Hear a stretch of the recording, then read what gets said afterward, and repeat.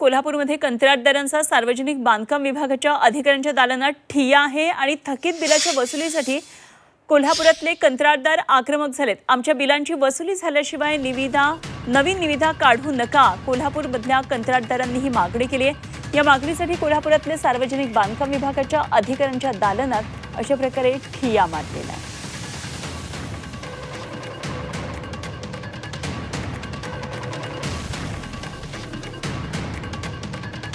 तर कोल्हापुरातलं कंत्राटदारांचे आंदोलन, थकीत बिलांच्या वसुलीसाठी हे आता कंत्राटदार आक्रमक झालेले आहेत आणि बांधकाम विभागाच्या कार्यालयातच या कंत्राटदारांनी अशा प्रकारे ठिय्या दिल्याचं पाहायला मिळतंय।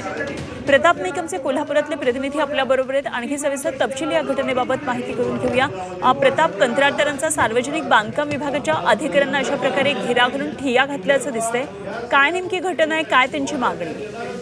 आपण पाहतो की कोल्हापूर जिल्ह्यासह अनेक जिल्ह्यामध्ये जे काही कॉन्ट्रॅक्टर आहेत त्यांचे पैसे त्या ठिकाणी मिळायचे आहेत, कामं झालेले आहेत, लोकप्रतिनिधींनी त्या ठिकाणी नारळ वाढवलेला आहे। असं असताना आमची कामं, आमची बिलं एक वर्ष जर मिळत नसतील तर आम्ही काय करायचं? आमच्या दारामध्ये बँका येऊन बसतात, त्यामुळे अशा परिस्थितीत आम्ही जगायचं कसं, अशा प्रकारचा सवाल उपस्थित करत कोल्हापुरातील अधीक्षक अभियंता तुषार बरोड यांच्या कार्यालयामध्ये आपण पाहतो की ठेकेदारांनी या ठिकाणी येऊन ठिय्या आंदोलन केलेलं आहे। जोपर्यंत तुम्ही लेखी लिहून देत नाही की जोपर्यंत आमची बिलं अदा केली जात नाही तोपर्यंत नवीन कामं आम्ही देणार नाही, तोपर्यंत आम्ही उठणार नाही, अशा प्रकारची भूमिका घेत या ठिकाणी ठिय्या आंदोलन सुरू केलं आहे। ठीक, प्रताप, धन्यवाद दिलेल्या या सगळ्या सविस्तर तपशिलांसाठी। प्रताप नाईक आमचे प्रतिनिधी आपल्या बरोबर होते।